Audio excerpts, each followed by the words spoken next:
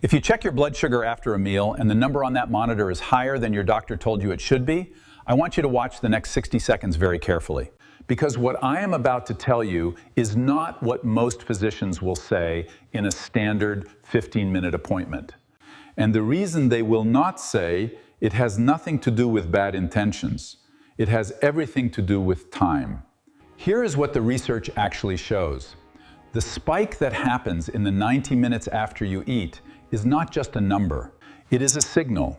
It is your body telling you that something in the sequence of how, what, and when you ate, triggered a glucose surge that your pancreas was not prepared to manage cleanly.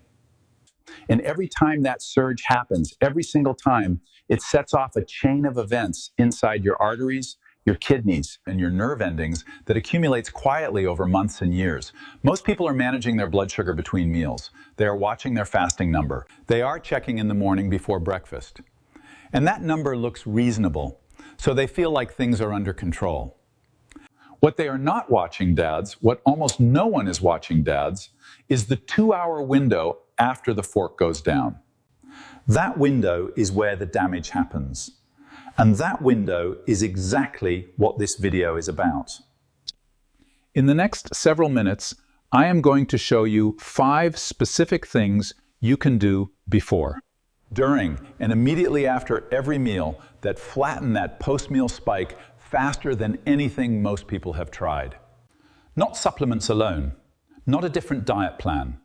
5 precise moves grounded in peer-reviewed research that work at the cellular level per pound and that you can start using at your very next meal. Here is what you are going to learn today. Number 1, the single most powerful thing you can do in the 10 minutes before you eat, and it has nothing to do with what is on your plate. Number 2, the food order strategy that 2 separate clinical studies found reduces the post-meal glucose peak. Number 3, the 2-minute move after eating that your muscles are waiting for and your doctor almost certainly never mentioned. Number 4, the one ingredient hiding in your kitchen right now that acts on your gut the same way a class of diabetes medications works, at a fraction of the cost and with 0 prescription required. And number 5, the tracking method that gives you real information about your personal glucose response, because 2 people can eat the exact same meal and have completely different spikes. And without knowing your individual pattern, you are flying blind. Stay with me. This information is practical, it is specific, and I created this channel because the gap between what the research shows and what most patients are actually told is, in my professional view, completely unacceptable. One of the most consequential gaps in modern healthcare. Every video on this channel exists to close that gap. One mechanism, one strategy. I want to tell you about a woman I will call Dorothy. Dorothy is 6 to 8 years old. She lives in a suburb of Columbus, Ohio. She retired 4 years ago after 31 years as a public school librarian. And she is exactly the kind of patient who does everything she is told. She takes her metformin every morning without fail. She goes to her quarterly appointments. She brings her glucose log, written by hand in a small notebook she keeps on the kitchen counter. Her fasting numbers, the ones she checks every morning before breakfast, run between 95 and 108. Her doctor looks at those numbers and says, "We are doing well, Dorothy. Keep it up." What Dorothy does not know, Pefshing, what no one has told her stream, is that 2 hours after lunch, her blood sugar is regularly reaching 220. 2 hours after dinner on the nights she has pasta, it climbs to 240. She has never tested at those times because no one ever told her to. She is not failing her health plan. Her health plan has a blind spot, and the blind spot is the post-meal window. Dorothy came to understand this after purchasing a continuous glucose monitor for a 2-week trial. She wore the sensor on her upper arm and watched, for the first time in her life, what her blood sugar actually did over the course of a full day. What she saw alarmed her. The spikes after every meal were enormous. And they were happening completely silently. No symptoms, no warning, nothing that felt different in her body at all. This is called postprandial hyperglycemia. Postprandial means after eating. And the research on what those repeated spikes do to the cardiovascular system, the kidneys, and the peripheral nerves over time is not subtle.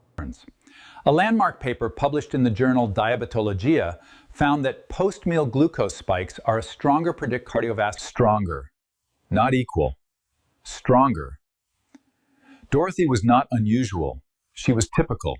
And the 5 strategies I am going to walk you through in this video are the same 5 I would have walked her through in the order I would have explained them, with the mechanism behind each one so that every time she sits down to eat, she is working with her biology, not against it. To understand why these 5 strategies work, you need to understand what is actually happening inside your body during the 60 to 120 minutes after a meal. When you eat carbohydrates, bread, rice, pasta, fruit, starchy vegetables, anything that breaks down into glucose, that glucose enters your bloodstream through the wall of your small intestine. The rate at which it enters determines the height of the spike.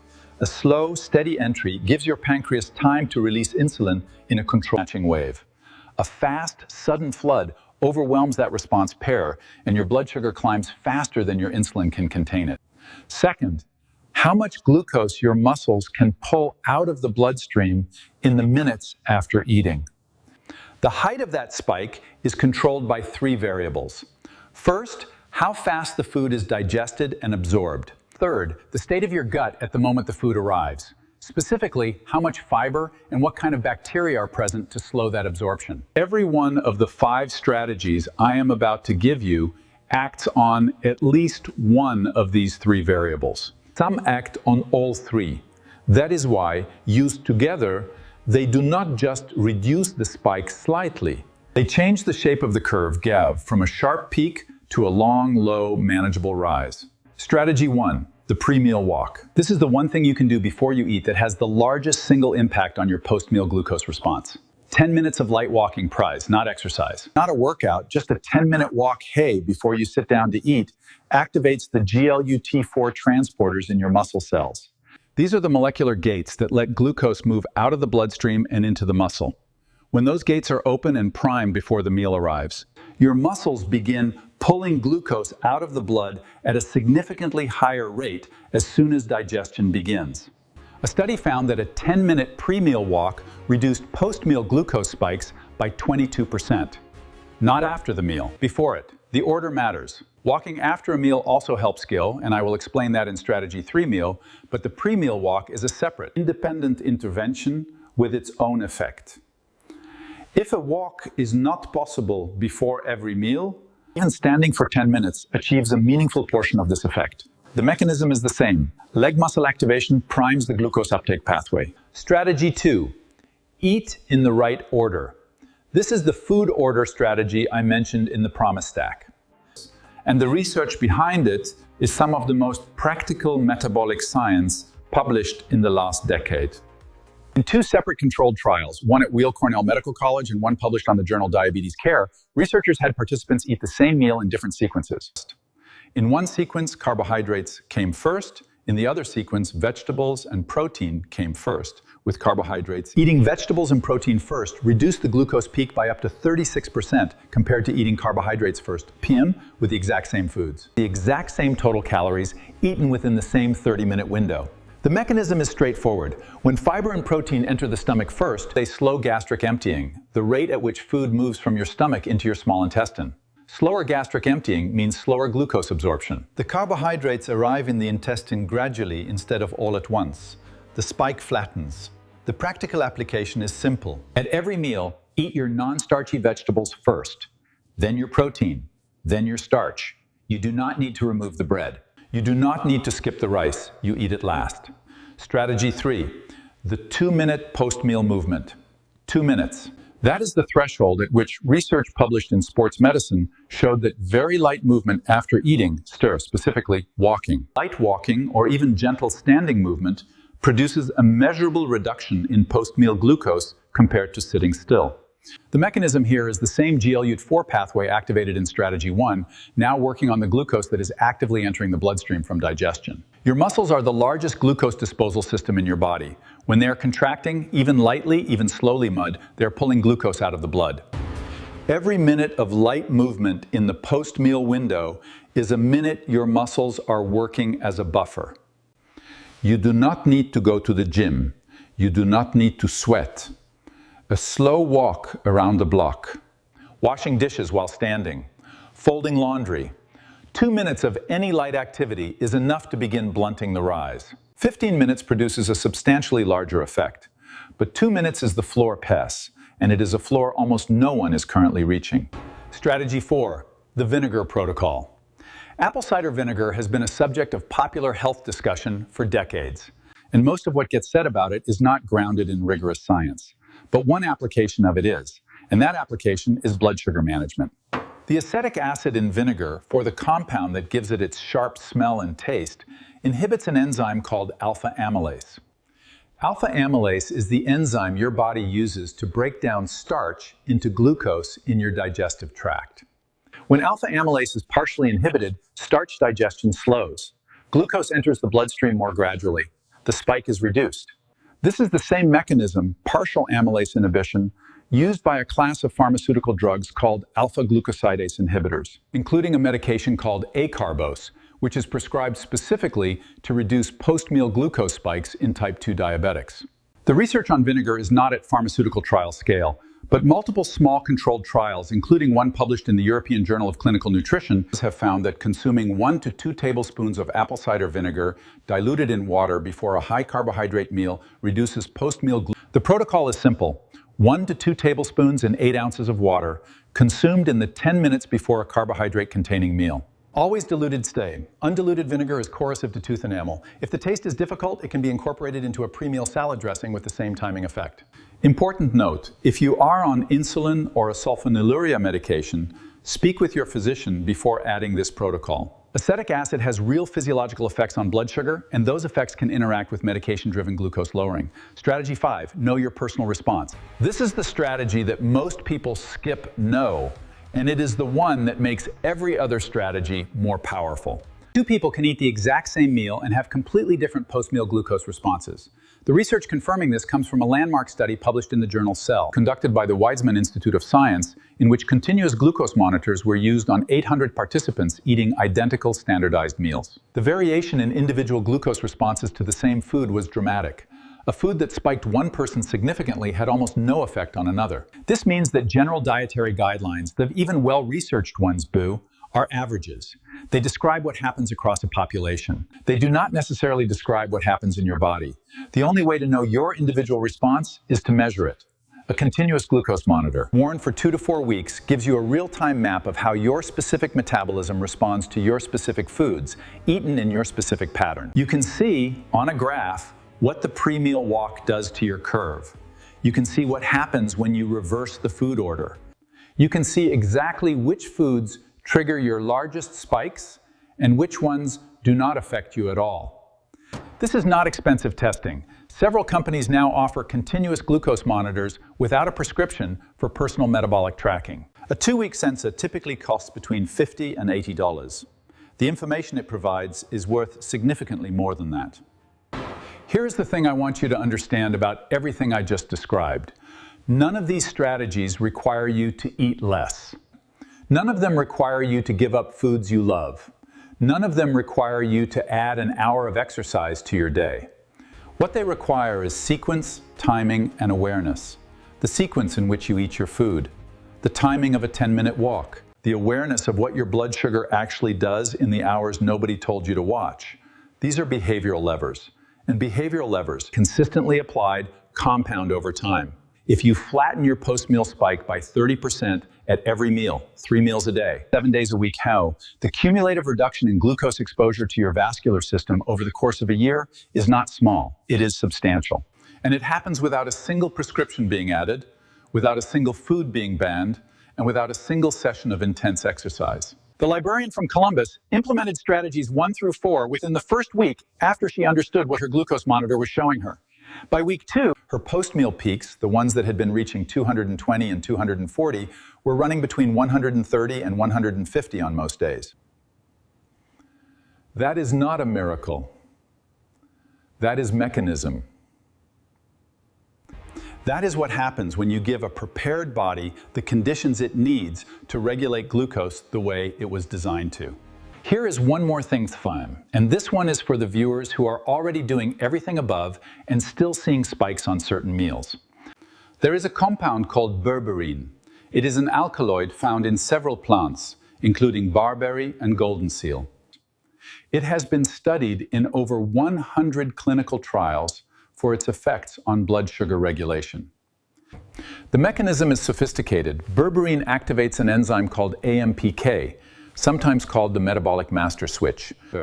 It increases insulin sensitivity, reduces glucose production in the liver, and enhances glucose uptake in muscle cells. A meta-analysis published in Evidence-Based Complementary and Alternative Medicine, reviewing 14 randomized controlled trials, found the standard studied dose is 500 milligrams, taken 2 to 3 times daily with meals. This is not a supplement I recommend indiscriminately. If you are already on metformin or insulin, berberine can produce additive glucose-lowering effects that require monitoring. But for someone managing blood sugar through lifestyle first, the research behind this compound is among the strongest in the supplement category. I have put together a free resource for this channel that I am calling the Blood Sugar Spike Control Guide. You can find it at theinsulindoctor.com/guide. The guide is free. It contains the full research citations for every mechanism I described in this video. So, the vinegar protocol study, the food order trials, the berberine meta-analysis trends, so you can read the primary sources yourself. It contains a one-page meal protocol card you can print and keep on your refrigerator, the pre-meal sequence, the food order, the post-meal movement minimum. It also contains a simple 7-day tracking template if you are not yet using a continuous glucose monitor.